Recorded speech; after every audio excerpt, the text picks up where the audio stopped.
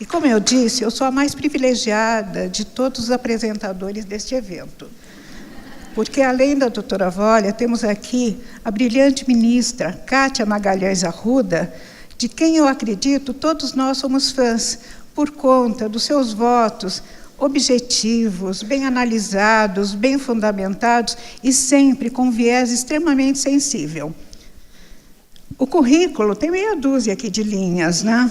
E a gente sabe que não é nada disso, são currículos extensos, é que elas são realmente, além de tudo, muito modestas.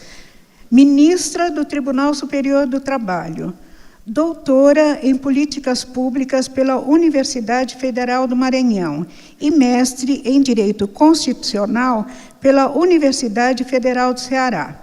É coordenadora do Programa Nacional de Combate ao Trabalho Infantil do TST.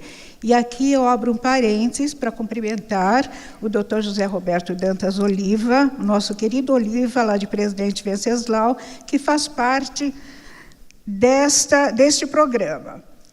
Membro da Escola de Formação e Aperfeiçoamento de Magistrados do Trabalho, ENAMAT.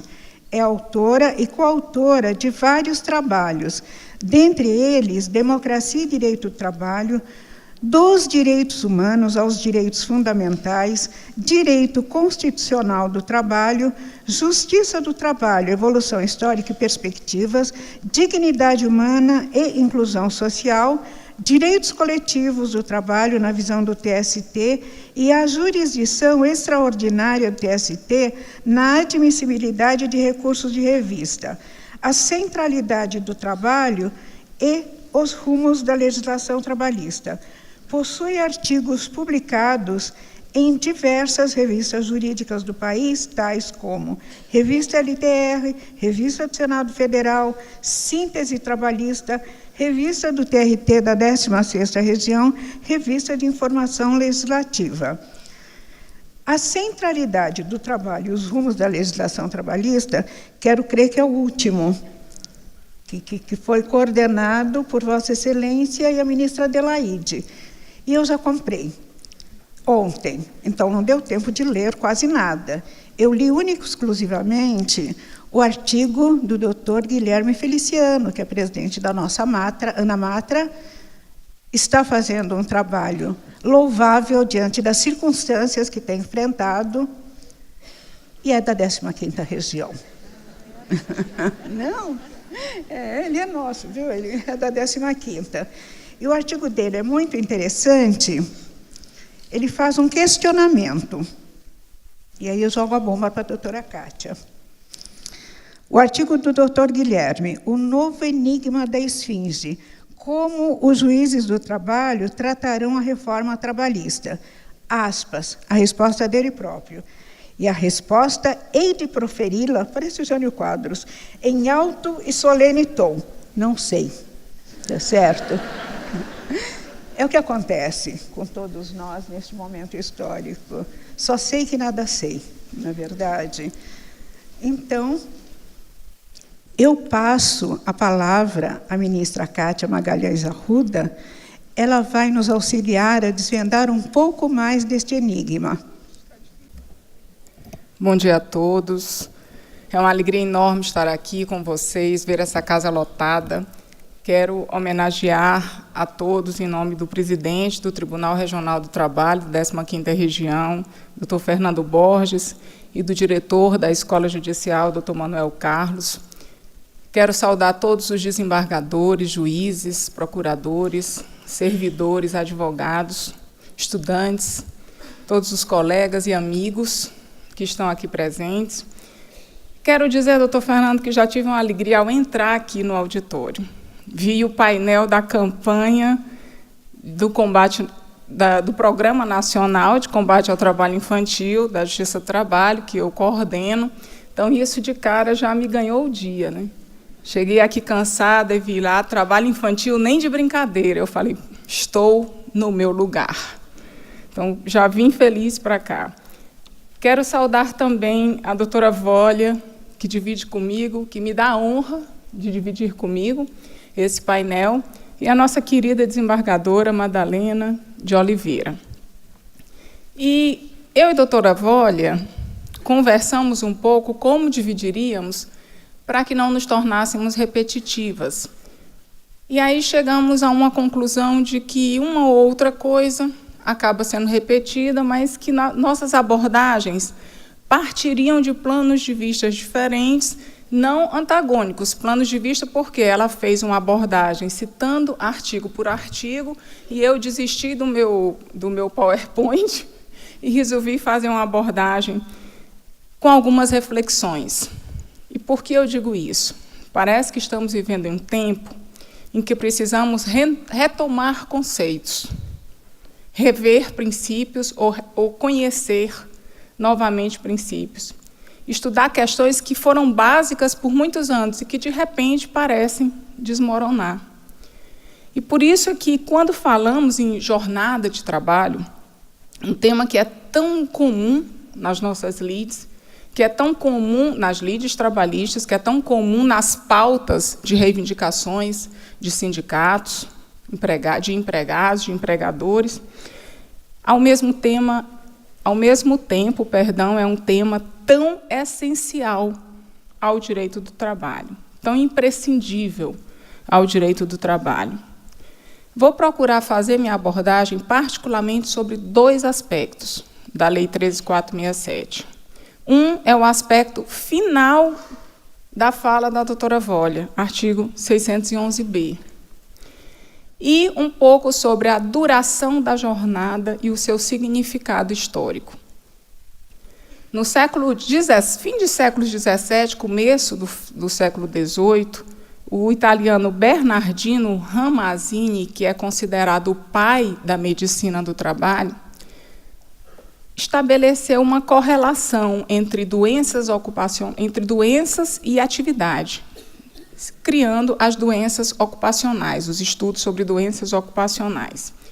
Naquela época, ele já fazia um paralelo entre saúde e trabalho excessivo, entre saúde e segurança e condições de trabalho. Quando nós vamos evoluindo no contexto histórico, chegamos à Revolução Industrial, com jornadas de 12, 14, 16 horas.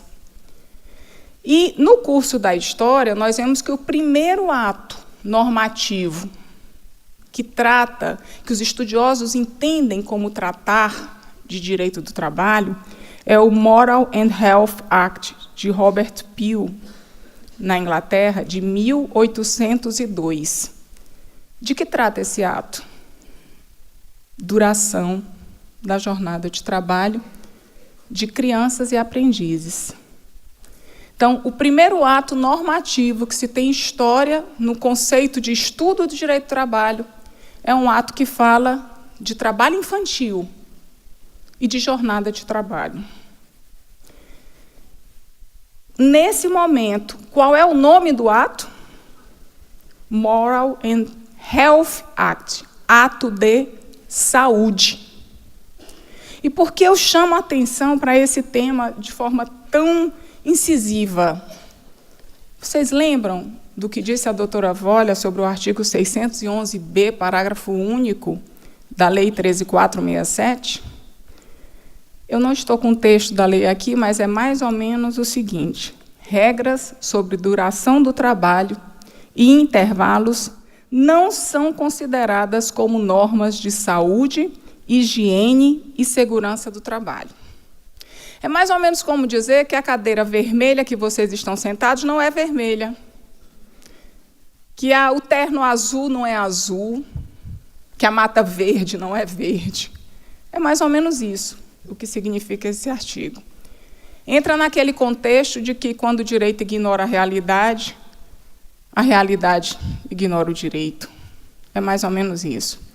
Se nós continuarmos no nosso percurso histórico sobre jornada de trabalho, sobre duração de trabalho, jornada noturna e horas extraordinárias, nós vamos ver que, em 1847, teve um outro ato. Esse limitou a jornada a 10 horas semanais, porque, naquele momento, e o direito do trabalho tem essa correlação que é interessante, o direito do trabalho ele lida com uma interdisciplinariedade muito grande. Naquele momento, médicos começaram a entender que, acima de 10 horas, a jornada de trabalho trazia prejuízos graves à saúde física e mental dos trabalhadores. E que era bom lembrar, talvez seja bom lembrar hoje também, trabalhadores são seres humanos. Porque a impressão que se tem é que o cidadão ficou de um lado, o trabalhador ficou do outro, quando hoje discutimos direito do trabalho. Em 1886, estabeleceu-se que a melhor jornada seria até 8 horas diárias. E, daí em diante, praticamente todos os atos internacionais vêm seguindo este padrão. Em 1891, a encíclica Rerum Novarum, do Papa Leão XIII, auxiliou nessa generalização do entendimento da jornada de 8 horas, assim como a Declaração Universal dos Direitos do Homem, quando fala em limitação razoável das horas de trabalho. Observem que, em todas essas questões, a questão da jornada de trabalho, a limitação da jornada de trabalho estava sempre vinculada a aspectos de saúde, higiene e segurança dos trabalhadores. O legislador brasileiro deve ter descoberto a pólvora, né? Por fazer algo tão diferente. Em 1919, a primeira convenção da Organização Internacional do Trabalho é sobre duração do trabalho. A primeira convenção da OIT é sobre duração do trabalho na indústria. E se observarmos as 10 ou 15 primeiras convenções da OIT, nós vamos ver que esse era um tema tão importante, tão presente, tão candente, que praticamente 8 das 15 primeiras convenções vão tratar de temas semelhantes. Duração de trabalho, limitação de jornada, horário noturno ou trabalho infantil. Então, vão situar nesses temas. No Brasil, desde 1932, a jornada é de 8 horas, passando por todas as constituições seguintes, a partir da de 1934. Existem razões para isso. São muitas as razões para isso. Razões que têm natureza social, razões que têm natureza econômica, razões que têm natureza biológica. Nas razões de natureza social, volto a falar um pouco do conceito que acabei de dizer. Trabalhador é cidadão, é participante da sociedade, é ser humano. Portanto, é necessário que ele participe da comunidade dele, que ele possa trabalhar com as pessoas que lidam com ele em outras esferas, no lazer, na cultura, no esporte, nas questões básicas da cidadania. Então, há uma natureza social para aquela regrinha básica que nós aprendemos muitos anos atrás dos 3-8. 8 horas de lazer, 8 horas de sono, 8 horas de trabalho. Isso nós aprendemos, acho que no primeiro dia de aula, quando fizemos o curso de Direito. Existe também natureza econômica. Vários dados, várias pesquisas demonstram que o rendimento do trabalhador é maior numa jornada limitada do que quando essa jornada é muito estendida. Ele produz melhor e ele produz com mais qualidade. E existe uma natureza biológica. E essa natureza biológica, por sua vez, traz prejuízos econômicos, por conta da fadiga, do esgotamento. Eu peguei um texto, quando estava vindo para cá, de uma professora, em que ela diz: fadiga significa fraqueza, cansaço, esgotamento, falta de energia provocada por excesso de trabalho, físico ou mental. E isso, consequentemente, a pesquisadora é médica, ela diz, gera autointoxicação pela liberação de leucomainas no cérebro, aumento de ácido lático nos músculos, creatinina no sangue e diminuição da resistência nervosa conducente a acidentes. Reduz a potência muscular, induz ao desconforto e à dor e acredita-se que, a longo prazo, contribua para o desenvolvimento de grandes distúrbios e lesões. Inúmeros estudos mostram que o aumento da jornada de trabalho gera acidentes de trabalho, e isso também tem repercussão do ponto de vista de previdência social. Isso também traz impactos para o Estado brasileiro, que, ao fim e ao cabo, acaba arcando com todas essas questões e todos esses valores. O estudo que eu peguei diz que, acima de 10 horas, a jornada, a partir de 8 horas, ela passa a ser mais cansativa, ela interfere nessa natureza biológica. Mas, a partir de 10 horas, 60% é o índice de risco de acidente de trabalho. Por isso é que causa tanta estranheza o atual louvor à jornada de 12 por 36. Realmente causa uma grande estranheza. Meus queridos amigos, é como se nós estivéssemos retornando a 300 anos atrás.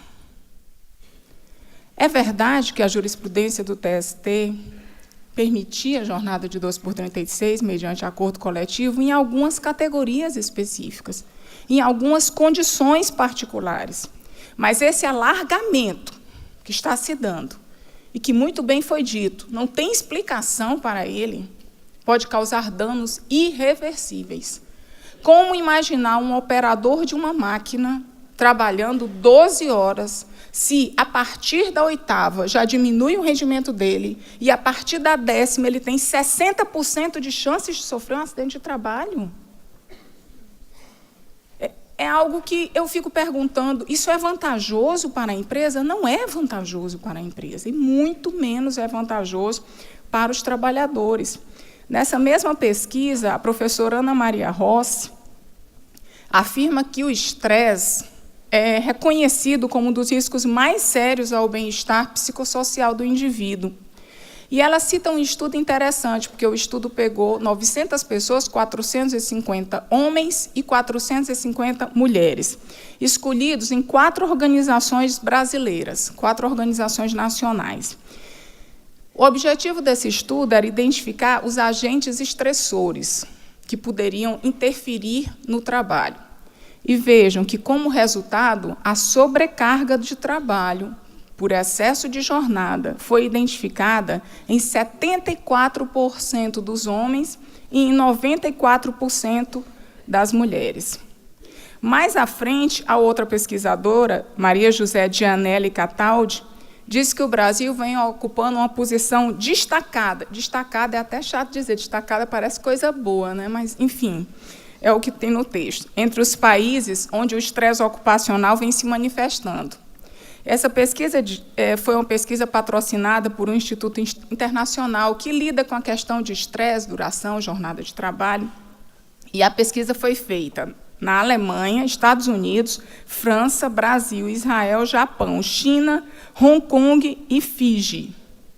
E a conclusão apontou que o Brasil ocupa o 2º lugar em número de trabalhadores acometidos de síndrome de burnout, que é aquela do esgotamento, que a pessoa adoece, ela fica completamente esgotada. Aliás, eu estava com medo que isso acontecesse comigo hoje. Cheguei aqui tão cansada que eu disse, meu Deus, eu vou esgotar, olhar a palestra e não dizer nada. Mas, enfim, a síndrome de burnout e estresse ocupacional em função de jornada de trabalho. Outra pesquisa mostra que os gastos da Previdência Social com benefícios acidentários, principalmente ocorridos em sobrejornada, em excesso de jornada, aumentaram muito. No dado da pesquisa que eu trouxe, eu não consegui coletar uma atualização maior, mas no dado que eu trouxe, em 2007, esse incremento era na ordem de 9,2%. As lesões por esforço repetitivo eram responsáveis por 37% dos afastamentos. Mas vejam bem, os gastos da Previdência Social com benefícios acidentários saltou de 9,38 bilhões em 2006 para 10,72 bilhões um ano depois. E isso vem sucessivamente crescendo. Então, trouxe esses dados porque, às vezes, parece que a gente está falando, e ninguém está ouvindo. Eu vou lembrar a doutora Valesca que apresentou várias propostas e ninguém ouviu, ninguém olhou. Então, às vezes, é importante chamar a atenção para alguns dados. Todas as pesquisas, e a OIT, quem entrar no site vai ver que existem várias, mostram que longas jornadas de trabalho são prejudiciais à saúde e que causam acidentes de trabalho. Por isso é que a OIT recomenda que a jornada não passe de 8 horas diárias ou de 48 horas semanais. É o dado que traz a OIT. A Lei 13.467, ela traz algumas questões bem interessantes sobre jornada de trabalho. Eu vou citar duas que não foram tão citadas, mas que me chamam a atenção. Uma é a do trabalho intermitente, prevista no artigo 452-A. O trabalhador não sabe nem quando irá trabalhar, nem quanto irá ganhar.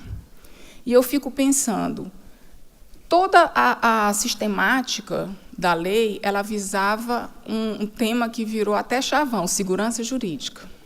Tudo é segurança jurídica. E eu fico perguntando, que segurança tem um trabalhador que não sabe quando vai trabalhar? Ele está sempre à disposição, porque a lei diz, ele está à disposição, mas ele não sabe nem quando começa a trabalhar, quando vai trabalhar com antecedência, e nem quanto vai ganhar. Ah, mas é avisado com antecedência. Ele não consegue planejar a vida dele.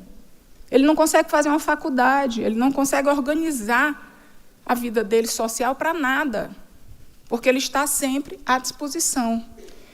E o teletrabalho? O teletrabalho tem um dado que me chamou muita atenção, é um artigo que tinha passado despercebido para mim, que é o 62.3, quando diz que as pessoas do teletrabalho são excluídas das horas noturnas e extras. A princípio, isso não me chamou a atenção. Até eu assisti uma palestra da professora portuguesa da Universidade do Minho, Maria Tereza, e ela diz assim, hoje existem empresas que têm no teletrabalho uma forma de controle tão rigorosa que nem existe na forma de trabalho comum. Você entra dentro do seu trabalho, às vezes você está lá, liga o computador, vê alguma coisa, mas você levanta, você vai no cafezinho. No teletrabalho, algumas empresas controlam de maneira tal que elas sabem quantas teclas estão sendo emitidas, como está a digitalização de cada um, qual o horário que ele se afastou da máquina porque parou de digitar ou de mexer. Diz que há um controle imenso, e ela chama até do admirável mundo novo, ela faz uma reflexão com base no livro. Isso tem atingido, por exemplo, atendentes de telemarketing, ou aqueles atendentes que precisam relatar problemas nas empresas, ou responder. E aí ela chamou a atenção de um caso que ela pegou em Portugal, que o trabalhador só trabalhava 4 horas por dia, porque como ele tinha o fuso horário, China, Japão, Portugal, Brasil, ele só tinha 4 horas que ele conseguia pegar o horário noturno e trabalhar. No resto, ele tinha que estar ligado o tempo inteiro à máquina, para responder às demandas das empresas. Engraçado que uma lei que fala tanto em modernidade não previu essas possibilidades que podem existir. Ou não quis prever, porque aí teria que ter alguma coisa favorável ao trabalhador, e aí não ia caber nos 7 únicos e possíveis que estavam na lei.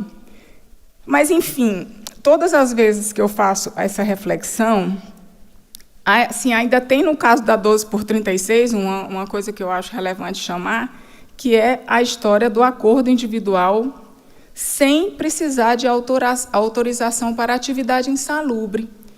Veja bem, todas as vezes em que se extrapola a jornada na atividade insalubre, é necessária uma autorização. Ah, mas isso é uma burocracia, foi isso que foi dito pelo projeto da reforma. É muita burocracia. Gente, não é que é burocracia, é que é um ser humano, é vida humana que está em jogo, é saúde da pessoa. Se você já está tendo 2 irregularidades, não, 2 questões que demandam esforço, a jornada extraordinária e o ambiente insalubre, faz sentido que, quando elas se juntem, haja uma certa análise de médicos, de profissionais, para dizer, não, aqui está ok, dá para ir. Pois vejam que, exatamente na jornada de 12/36, não é preciso autorização. Exatamente nessa está a vontade para ir. E aí é por isso que, às vezes, a gente pega coisas como recentemente julgou o ministro Augusto César na 6ª turma e considerou jornada extenuante. Eu vi que várias pessoas diziam assim, isso não existe, jornada extenuante. Era um caso de um trabalhador que trabalhava das 5 da manhã às 21 horas, ou seja, 17 horas por dia. E aí ele entendeu que havia um dano imenso para esse trabalhador, porque sobrava para ele quanto tempo? Tirando as horas de sono, ele tinha o quê? 2, 3 horas de vida social, digamos assim. Então, são questões que precisam ser analisadas e eu acho que não dá para a gente simplesmente pegar 300 anos de pesquisas, de histórias, de lutas e jogar na lata do lixo. É necessário construir uma consciência e uma interpretação que possa desenvolver e reconhecer essas lutas e essa história. E aí, pensando nisso, eu parei e disse assim, a gente vive num país mesmo muito difícil, né? E qual é mesmo o país que nós vivemos? Né? Nós vivemos num país que convive com grandes tecnologias, ao mesmo tempo em que convive com trabalho análogo à condição de escravo, em que convive com trabalho infantil, o tempo todo, às nossas vistas. Nós temos um país, e isso é interessante, o Brasil é 10, essa era a matéria. Está entre as 10 maiores economias do mundo e entre os 10 países mais desiguais do mundo. Então, veja, o Brasil, ao mesmo tempo, está entre as maiores economias e entre os países com maior desigualdade, isso segundo a ONU. Então, nós somos a 7ª ou a 8ª economia, em termos de presença econômica, mas nós somos 80 em distribuição de renda, segundo o Banco Mundial. O nosso número é 79 em Índice de Desenvolvimento Humano, que é o IDH, aquele índice que considera não apenas a renda bruta, mas que considera a qualidade de vida, que é o que efetivamente é essencial para todos nós, que considera saúde, educação, renda. Há uma diferença enorme entre o que é o crescimento, que é aquele dado que é atrelado ao PIB, e o que é o desenvolvimento, que é aquilo que implica em igualdade e em distribuição de renda. E só para que vocês tenham uma ideia, nesse item, que é o da distribuição de renda, igualdade, saúde, o Brasil está atrás do Líbano, do México, da Albânia, da Venezuela, do Azerbaijão, e assim vai. E aí paramos e dizemos assim, foram 388 anos de escravidão. Nós vivemos por 388 anos sob o jugo da escravidão. Nós temos em torno de 130 anos de trabalho livre. É bem normal, embora devamos combater isso, que tenha havido um lastro dessa escravidão tenha moldado em nós algum pensamento que, de alguma maneira, ainda é patriarcalista, ainda é patrimonialista, ainda é explorador. Existem algumas expressões que nós ouvimos todos os dias e que, de alguma maneira, ainda estão tão presentes na nossa memória, na nossa ideia. Por exemplo, eu peguei algumas aqui. Lei para inglês ver. O que é lei para inglês ver? É uma lei que não precisa ser cumprida, ela só precisava ser mostrada para a Inglaterra, porque estava exigindo que não houvesse mais o tráfico de escravos no Brasil. Quem não tem padrinho morre pagão, ou seja, se você for meu amigo, está tudo ok. Se você não for, você não tem vez. Ou, essa eu achei o máximo, quem rouba pouco é ladrão, quem rouba muito é barão. Essa é do tempo do Império, gente. É lá do tempo do Império, viu? Ou seja, parece que ainda há entre nós uma naturalização da exploração. E é isso que eu queria realmente chegar, para que nós pudéssemos analisar. É como se trabalho fosse algo para a gente que não é a gente, que não são os nossos filhos, é para os outros. É quase como se trabalho no Brasil ainda fosse coisa de negro e pobre. Então, nós precisamos refletir que a nossa Constituição ela trouxe outro paradigma. O paradigma constitucional é um paradigma de valorização do trabalho. É um paradigma de dignidade da pessoa humana. E, quando falamos nisso, nós só podemos entender que o direito do trabalho ele é um elemento importantíssimo desta cidadania. Então, nós não podemos desvalorizar o direito do trabalho. E o nosso trabalhador? Quem é o nosso trabalhador, afinal? Porque foi dito que o nosso trabalhador já era muito consciente, que não precisava mais dos sindicatos ficarem lá, pertinho deles, que o nosso trabalhador era intelectualmente forte. E aí eu fui pegar os dados do IBGE sobre quem é o nosso trabalhador. Todos os dados aqui são oficiais. Nível de escolaridade do nosso trabalhador, só 16% tem ensino superior completo. 40% só tem até o ensino fundamental. Esse dado ainda é mais alto nas regiões do Norte e Nordeste. Nível salarial, 70% ganham até 2 salários mínimos. Se nós elevarmos esse índice para 5 salários mínimos, nós vamos chegar a 90%. 90% dos trabalhadores brasileiros só ganham até 5 salários mínimos. Em termos de jornada de trabalho, nossa jornada de trabalho, do ponto de vista formal, é uma das mais extensas.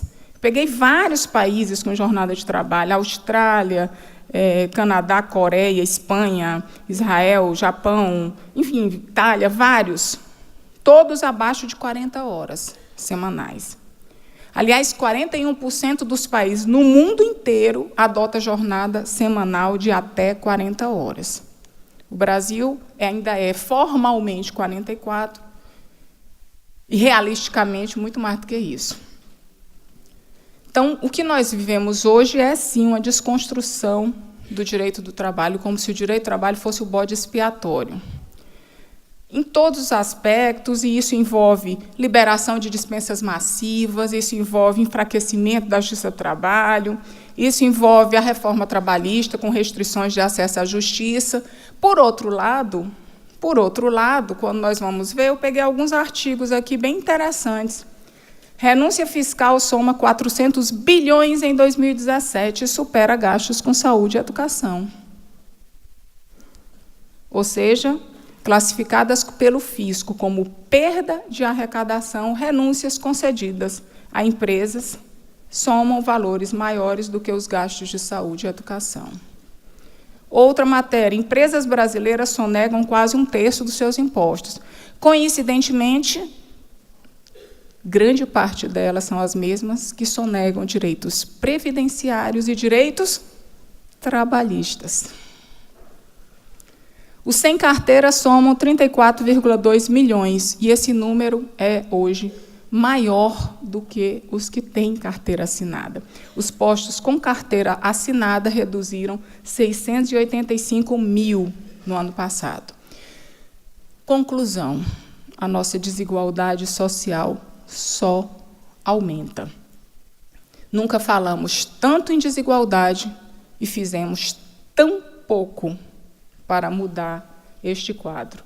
A disparidade de renda aumentou pela primeira vez nos últimos 22 anos. E, segundo estudos da Fundação Getúlio Vargas, o desemprego que nós estamos enfrentando hoje é de longa duração. Atrelado a isso, temos o desemprego, que já foi dito, trabalho informal, trabalho infantil, 2,7 milhões de crianças no trabalho infantil, acidentes de trabalho, 700 mil por ano, o Brasil é o 4º lugar em acidentes de trabalho no mundo, trabalho análogo à condição de escravo, terceirização em massa, enfim. O outro fundamento da reforma era a modernidade. E aí eu pergunto, o que é modernidade? O que é modernidade? Quando nós viajamos, alguns aqui já devem ter viajado para fora, ou têm vontade de viajar para fora, o que é que nós admiramos quando vamos aos outros países? Uma infraestrutura que funciona, né? Estradas boas, não é? Economia pungente, trabalhadores dignos, uma distribuição de renda mais equilibrada. O que é que nós admiramos? Ou será que a gente vai no outro país e admira trabalho escravo, admira trabalho infantil? Não, né? O que nós admiramos nos outros países? E aí eu pergunto, essa modernidade que nós admiramos lá fora é o que nós estamos tendo aqui? É o que nós estamos construindo aqui? Eu peguei 3 pessoas, 3 economistas. A Christine Lagarde, que é a presidente do FMI, que diz só há desenvolvimento sem pobreza. O Paul Krugman, que foi prêmio Nobel da Economia, é americano, e diz para haver crescimento econômico é necessário superar a exploração e a desigualdade. E o Amartya Sen, que diz o crescimento econômico não é um fim em si mesmo, mas um meio de alcançar avanços sociais para toda a população. E aí, diante disso, eu vejo que nós também estamos vivendo um momento de muita intolerância, muitas divergências, muitos conflitos. E eu pergunto, será que não tem nada que nos una? Dentro desse quadro, não existe uma norma, não existe um conceito que pode nos unir? Eu acredito que ele existe. Está tão claro na nossa frente, que quando a gente fala dele, parece até que não é ele. Nós temos a nossa Constituição. A Constituição da República pode nos unir, porque ela traz valores sociais do trabalho, ela traz também a livre iniciativa. Ela traz a necessidade de equilíbrio para se buscar a dignidade da pessoa humana. Ela traz todos os elementos possíveis para que nós possamos construir um país que caminhe para o desenvolvimento, e não apenas para o crescimento. Desenvolvimento porque atingirá a todos. Desenvolvimento porque nós não podemos viver em ilhas isoladas, com medo do resto da população. Não é assim que a gente vive. Quando estava vindo para cá, eu conversei com alguns colegas juízes de trabalho e senti que eles andavam meio desanimados. Não vou dizer os nomes, podem ficar tranquilos. Mas senti que havia um certo desânimo. E aí eu me lembrei de um contozinho que eu li, que eu gostei muito, um conto judeu. Os contos judeus são sempre desesperadamente tristes, mas também são cheios de esperança. Isso é interessante. E essa história é real. 2 meninos ficaram órfãos na invasão de Varsóvia, e eles 2 conseguiram se refugiar no sótão de uma casa. E lá ficaram por uns 3 dias comendo o que tinham nas mãos, fragmentos de pão e tal. E no 3º dia, o menino diz assim, olha, é um menino e uma menina de 13, 14 anos. Aí o menino diz assim, eu preciso sair, porque senão nós vamos morrer de fome aqui dentro. Ah, mas se sair pode ser preso, pode ser jogado para um campo de concentração. Não, mas eu preciso sair. E aí o menino saiu, começou a rodar à noite, se escondendo das tropas nazistas. E aí ele achou alguma comida e voltou com um pedacinho de vela. E aí, esse dia era o dia do, salvo engano, Hanukkah, que chamam os judeus, que é o que chama Dia das Luzes. Aí o menininho chegou lá e disse, vamos acender. Não, mas os nazistas podem nos ver, mas hoje é o Dia das Luzes. Aí a menina cedeu, eles acenderam a velinha. E aí, quando eles acenderam a velinha, eles disseram, a gente não pode ficar aqui, não. Eu ouvi que existem poloneses que estão se refugiando na floresta, e de lá eles conseguem fugir. Já era o fim da Segunda Guerra. Então, nós vamos fugir. Mas e se nós formos pegos? Olha a luz acesa. É essa luz que vai nos iluminar, disse o menininho. E essa história foi contada 50 anos depois, porque esse menino e essa menina se casaram, foram para Israel e construíram sua vida. Eles realmente conseguiram escapar. E aí eu fiquei perguntando, vejam bem, um pedacinho de vela no nazismo foi capaz de trazer a esperança a essas crianças. Se nós imaginarmos uma outra história, vamos lembrar de Nelson Mandela. Nelson Mandela passou 30 anos preso. E quando ele saiu, ele quis o quê? Destruir quem o prendeu? Ele pregou a tolerância. Quando ele saiu, ele pregou, vamos nos unir e construir um país novo. Eu acho que está faltando no Brasil, talvez isso, um projeto de nação que nos una. Nós já temos uma bandeira maior, que é a Constituição da República, mas está faltando esse projeto de nação que nos unifique para um país melhor para todos, e não para uma pequena minoria. E dentro deste país, me parece... Obrigada.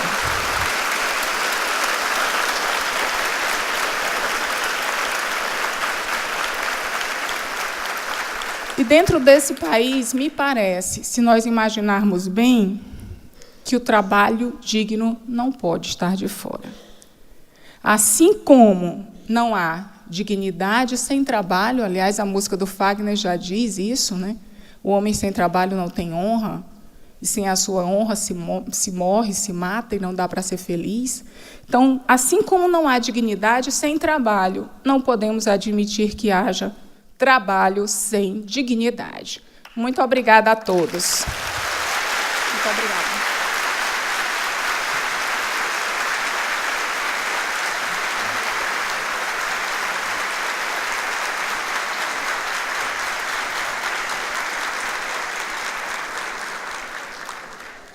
Este evento está sendo realizado num teatro. Nós estamos em um palco. E nós tivemos agora a alegria de ver duas palestrantes de direito do trabalho sendo aplaudidas em cena aberta. Então, realmente, fantásticas ambas. Eu tinha dito, em relação à ministra Kátia, que a sensibilidade dela era um dos seus maiores atributos. E ela demonstrou isso. A sensibilidade dela no texto, na fala, na postura corporal, a gente percebe que ela fala com o coração, fala com a emoção. E tudo isso nos contagia. É absolutamente fantástico. Então, eu estou profundamente orgulhosa da apresentação deste painel. Agradeço ao desembargador Manuel Carlos, que me convidou, e, num primeiro momento, eu recusei. Eu falei para ele, não, eu não sou boa de fala, eu gaguejo, eu fico nervosa, eu atropelo o tempo, atropelo o tema, atropelo o protocolo, então não quero. Né? Mas, ao alcance da minha mão, tinha o livro da doutora Vólia. E eu nasci em 13 de agosto. Quem nasce em 13 de agosto é supersticioso. Aí eu falei, gente, isso é um sinal dos deuses. Então, doutor Manuel Carlos, eu aceito. E vim aqui enfrentar esse desafio, e a premiada fui eu. Então, muito obrigada. Premiados fomos todos nós, que tivemos o privilégio de ouvir a ministra Kátia, a desembargadora Vólia, com técnica, com emoção, com saber jurídico profundo, nos ajudar a decifrar o tal do enigma proposto pelo Dr. Guilherme Feliciano. Diante disso tudo, depois dessa visão crítica sobre o alcance da reforma, eu tinha escrito aqui dos eventuais avanços e retrocessos. Aí eu corrigi. Os poucos avanços e muito retrocesso, que, apesar de todos os pesares, nos ajudarão a formar as nossas próprias convicções. Eu vou fugir um pouco do tema, para não perder o hábito. No artigo do Dr. Guilherme, ele faz uma referência muito especial. Não sei, cada juiz vai decidir por si, com a sua convicção, com a sua formação, com o seu entendimento, com a sua liberdade. Então, neste momento, o parênteses que eu abro é para agradecer aos juízes de primeiro grau, porque eles são os primeiros que dão a cara a tapa, são os primeiros que decidem. A gente depois, no TRT, no TST, a gente já tem a coisa mais ou menos configurada, formada, mas quem ouve as partes, quem em primeiro lugar é a defesa, quem sentencia, são eles. Então, colegas de primeiro grau, muito obrigada. Então, eu digo isso muito à vontade, porque as duas são colegas de carreira. Então, elas já sentenciaram, antes de fazerem acórdão, os votos, elas já fizeram sentenças, já ouviram depoimentos, já analisaram defesas, não é verdade? Então, elas entendem o meu recado. Então, diante disso tudo, eu acho que já está na hora de dar por encerrado este painel. Agradecer a presença maciça. Eu, inclusive, fico emocionada de olhar esse teatro lotado. E a doutora Vólia está aqui concordando comigo, né? Uma coisa bonita, é uma coisa que enche a alma, sabe? Todos os nossos colegas aqui, advogados, juízes, desembargadores, procuradores, todos juntos, irmanados, tentando decifrar, né? Então, muito obrigada a todos e a todas, e dou por encerrada a sessão, mas peço que ainda fiquem alguns minutos aqui, não desfaçam a mesa, porque ainda teremos um pequeno mimo, digamos assim.